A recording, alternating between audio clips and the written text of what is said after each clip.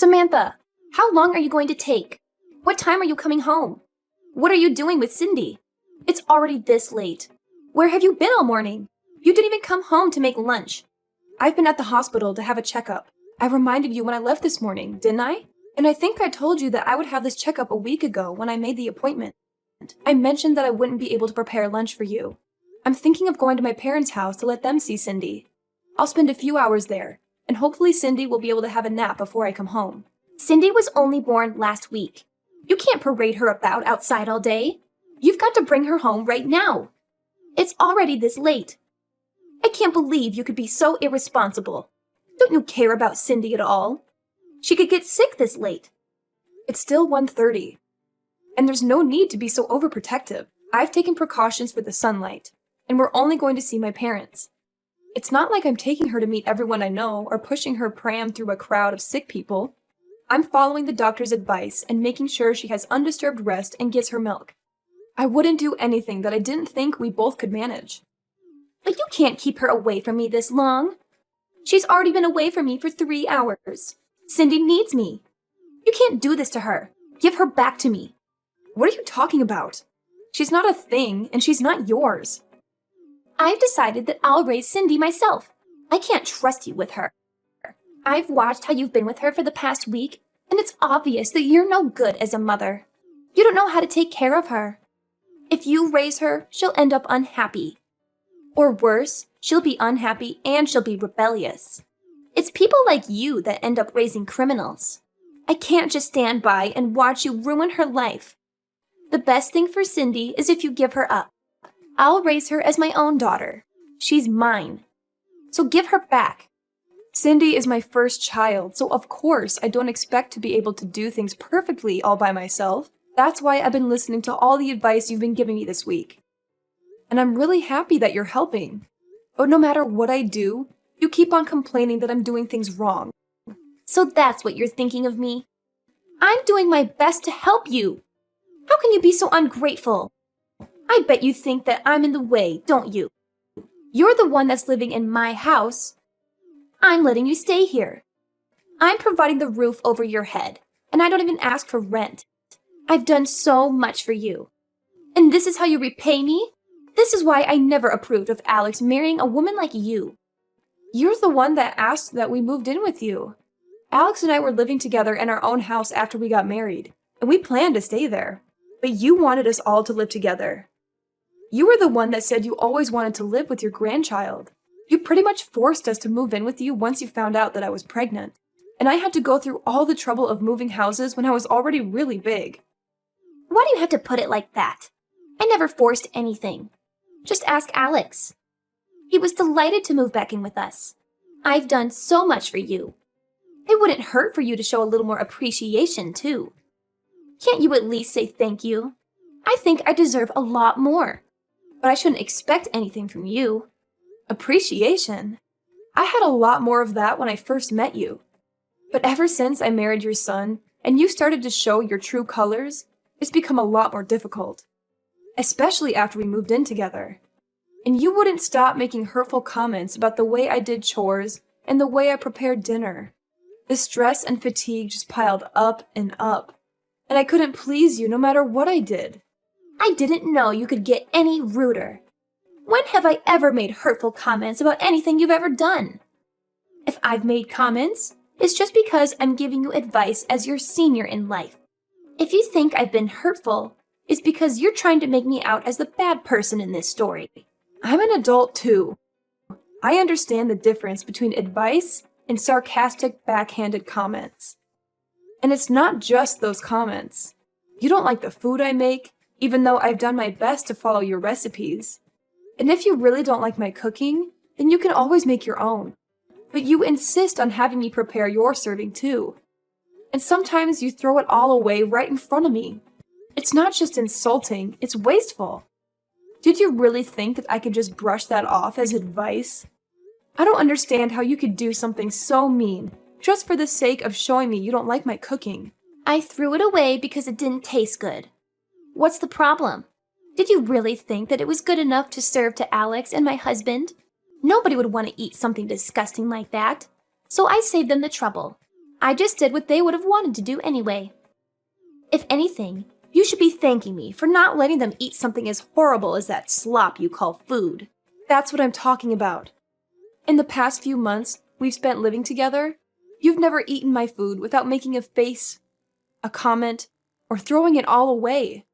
On top of that, you were making me do all the housework right up until the birth. I couldn't have a moment's rest while you were around, even though my back hurt and my feet hurt, and I was so tired.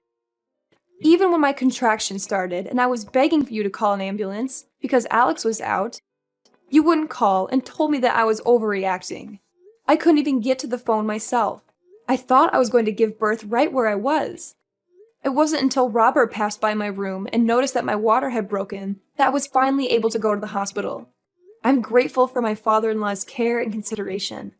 But if you want me to be grateful for you, then you'll have to do something I can be grateful for first. You shouldn't expect everyone to do everything for you. You could have gone to the hospital by yourself. You're so spoiled. It shows that your parents must have been overly protective of you as a child. No wonder you're so disrespectful towards me. Did you really think that I could drive all the way to the hospital safely when I was getting contractions every 5 minutes? Even after I gave birth? You didn't say anything to me. You didn't ask me how I was doing. Not even a word about how well I had done. Even though I was in labor for 15 hours. I was too busy thinking about Cindy. What did you expect? My first and only priority was the baby. So what if you gave birth? It's nothing special. I gave birth too, and you don't see me begging everyone for praise and compliments. I didn't expect you to compliment me, but I think anybody would be happy to hear something from their family. And anything would have done. And I'd like to remind you that I was only discharged from the hospital a week ago. I've been waking up over and over in the middle of the night to feed Cindy. I haven't had any sleep at all this past week. I'm still trying to get used to a lot of new things. A lot of new emotions and a new sleep routine. And I'm literally all over the place. But you're still making me do all the housework. I thought you said that it would be better for us all to live together because you'd be able to help out with the baby. But you haven't been doing anything. Even though Alex and his dad say that I don't have to do anything, to rest when I can, and not to push myself too hard, I have to do everything while they're at work because you won't do anything. Oh, you really are spoiled.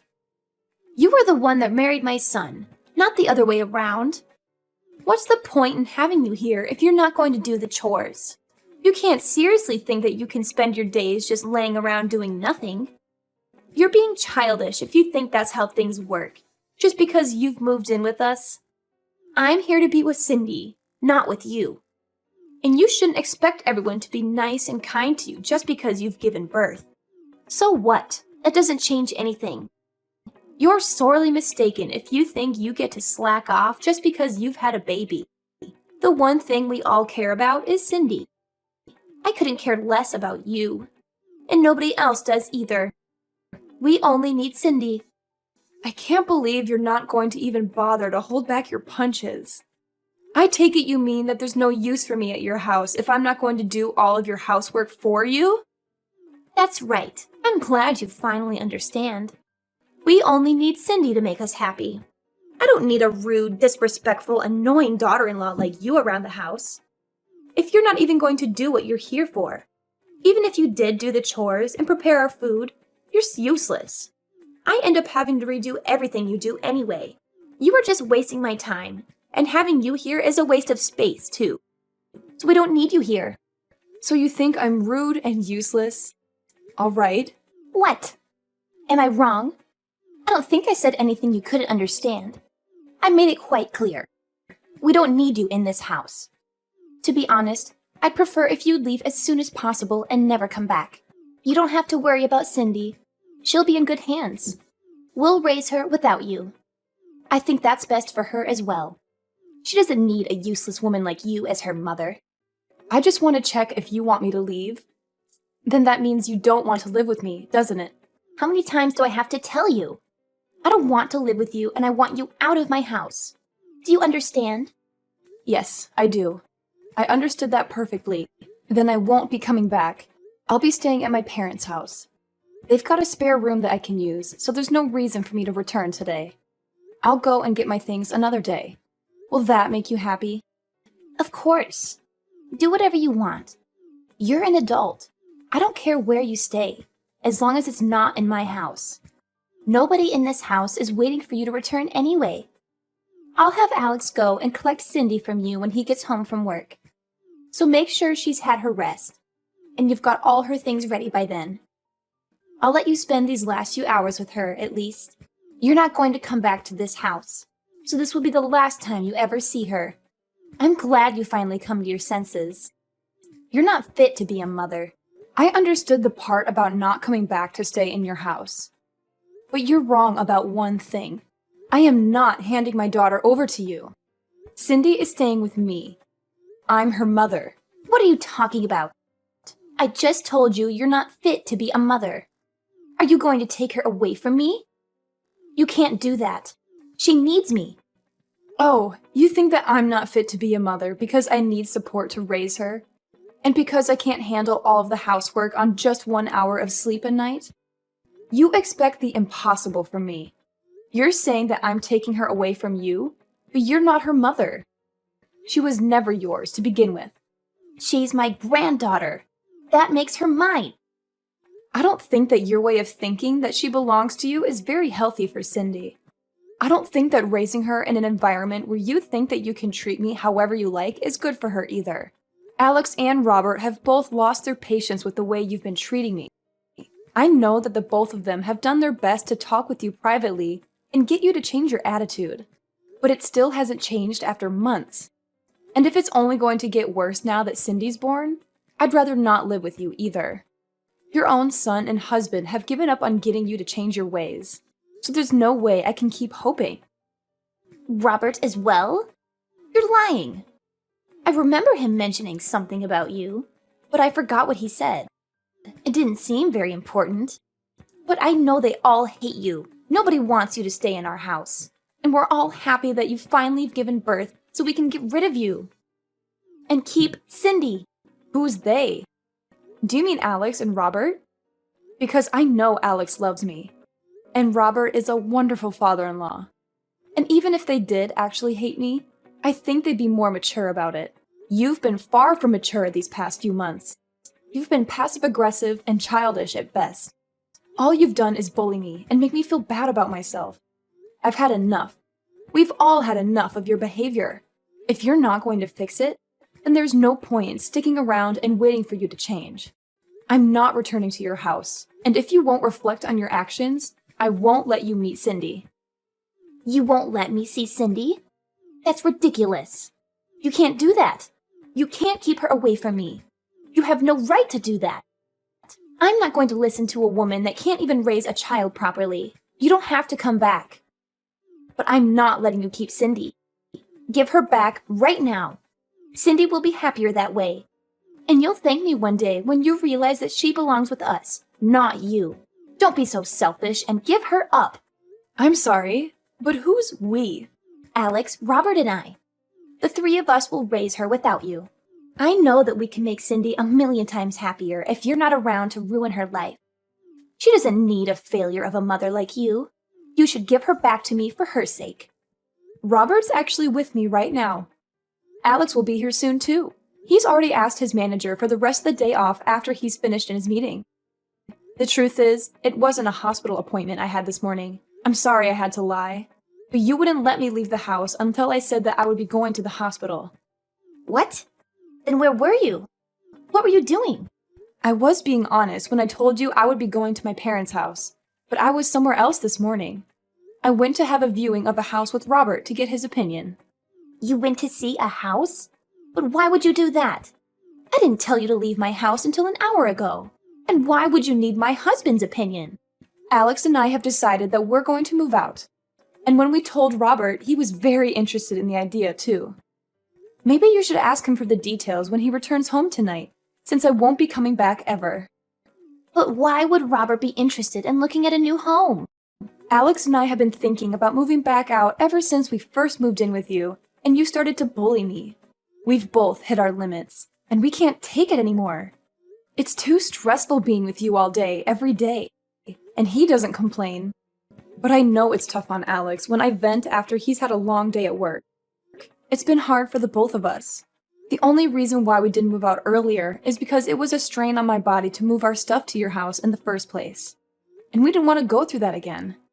Hit your limits? Stressful? What's that supposed to mean? You're just exaggerating. How pathetic.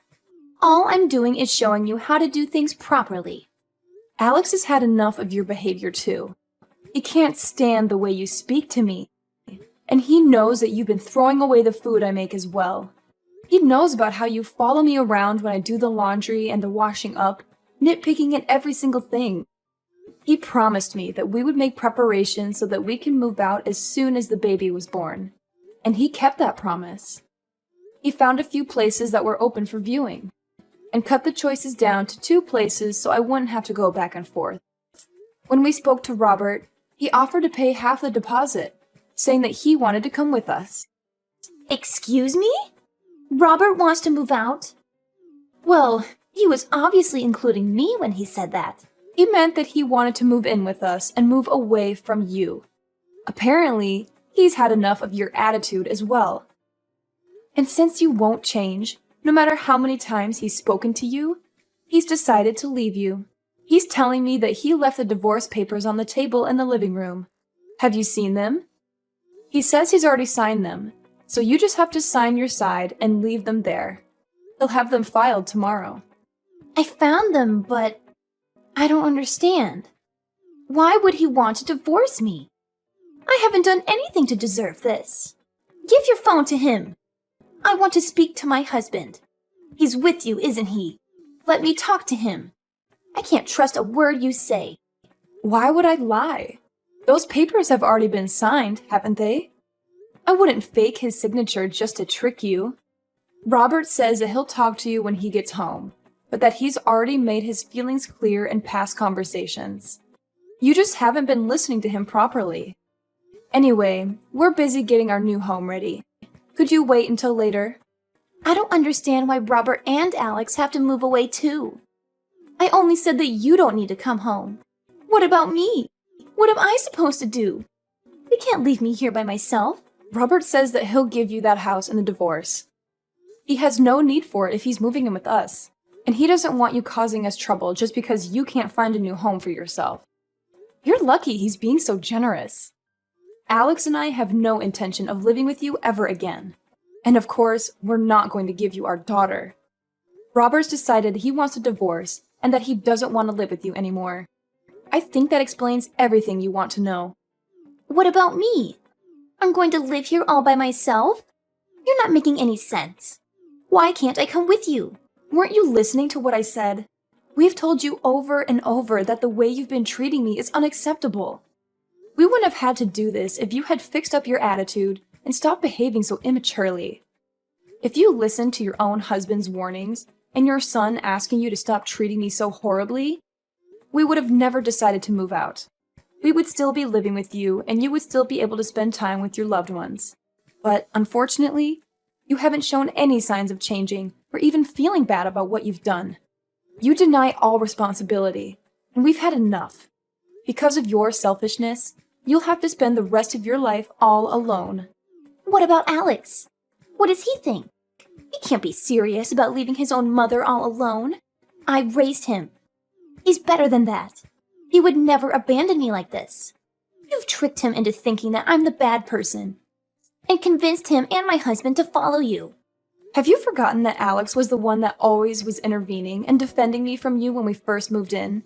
He was doing his best to keep himself between you and I when he could, and making sure that I wasn't stuck with you alone when he was at home. But then he had to start a new project at work and was coming home tired more often, and didn't even have the strength to argue back to the things you were saying to me. The stress of work and your treatment of me was accumulating for him too. That's when he promised that he would find us a new place to live. We realized that the best way to deal with the situation was just put up space between us and you, for the sake of our physical and our mental health. You're lying. Alex would never want to leave me. And Robert can't be serious about getting a divorce at this age. I'll never be able to get remarried. I'll be alone. Can't he rethink the divorce? I'll do anything. He's not honestly thinking we should get divorced, is he? You'll have to talk to Robert directly about that, though he says that there's nothing more to say. And we've already chosen a new home that has enough room for the three of us and Cindy. Robert is welcome to live with us, but there's no room here for you. Moreover, Robert's actually put a lot of money into this house for us. He's been very considerate since Alex and I had to pay a lot for the hospital bills last week. We don't plan on telling you where our new address is either. But I'll never be able to see Cindy ever again. Are you honestly going to separate us? I'm not going to let you see her. You'll have to show that you can change first. I don't know if you can, but if you want to see her, you'll have to. I don't plan on meeting you until then either. I'm sure you don't care whether you see me again or not, but I just wanted to make it clear that this is what happens when you treat someone as though they're inferior to you. You end up alone. What did I do to deserve this? Why is everyone leaving me behind? They're telling me that I have to spend the rest of my life, my elderly years, all alone? That's too much. You don't have to go this far. I thought I would be able to spend the last 20 years of my life taking care of my grandchild. I wanted to have peace and quiet and not worry about any of the chores or worry about money. This isn't what I wanted. I was dreaming of my life as a grandmother. But now I'll have to get a job. I have to do everything myself. I won't be able to see my family. That's not fair. Really? I guess you hoped that I would be the person to take care of all the chores and plan to live off your husband's saving and pension, all without lifting a finger yourself. But you ended up breaking that dream with your own hands. You should have been more respectful towards the people around you if you wanted them to love and take care of you. I'm tired of you complaining about every little thing I do, but now you'll have to do everything yourself, and you won't be able to see your family ever again. That's the price you've paid. You'll have to accept it. Fine, I understand. I made a mistake. I shouldn't have been so nagging. I'll do my best to get on with you from now on. I'll change the way I've been acting towards you. So please don't move out. It's too late for that. We've already paid the deposit and signed the documents for the house. We won't change our minds about living away from you, and we'll be moving all of our things into the new place over the next few days. We're all going to live here in peace without you. Robert will be returning to your house this evening to pack up our essentials, so you should have a good long talk with him then. He'll be staying there until all of our things have been moved. But he's quite adamant about having the divorce, so I suggest you forget about talking him out of it, and talk about how you can make an effort to change your behavior. That way, you might have a chance to meet Cindy in the future. Samantha, I'm sorry. Let's all live together. I don't want to be alone. I think we might have gotten off to a bad start, but I'll change. I'll do whatever it takes. I'm sure you'll come to understand why I was so harsh towards you. It was for your sake. But I won't do that anymore. Just let me see Cindy. I find it hard to believe that you'll change when you're still making excuses. You can't even apologize properly. It's too late, after all. You can't change. Besides, you were saying yourself that you don't want to live with me, remember? I confirmed over and over. And you said that you wanted me to leave. Well, I don't want to live with you either. I hope you'll enjoy your final years without a rude, useless woman like me in the way. After her conversation with Samantha ended, Chloe had no choice but to wait for her husband to come home. The first thing Robert did when he returned to the house was to tell her that he wanted a divorce, and that he wasn't going to change his mind. He checked that she had signed the papers and took them to his lawyer to have them filed. He didn't speak a word to Chloe after that, and spent his time packing away all of his things. Anything that had to be dealt with regarding the divorce was done through his lawyer, and he was able to move houses without much fuss. Chloe got the house in the divorce, but it was brought to her lawyer's attention that she had spent Robert's savings on several occasions without his permission. And as a result, the amount she received in alimony payments decreased significantly. It wasn't enough for her to keep up the payments for the household bills, so she had to find a job in order to earn some money to pay for other essentials. She was so desperate to meet Cindy that she went to Samantha's parents' house and demanded that they tell her Samantha's new address. It didn't occur to her that she should have just shown Samantha that she was making an effort to change. In the end, Samantha's parents called the police because of how aggressive Chloe was being. and Chloe was taken away in a police car to be questioned. Chloe was not only divorced and looking for a job, but she was also slapped with a restraining order from Samantha's parents. On the other hand, Samantha and Alex were living happily ever after with their small family and were looking forward to having their next child. Robert was delighted. He was freed of his selfish wife and was taking great pleasure in taking care of his granddaughter.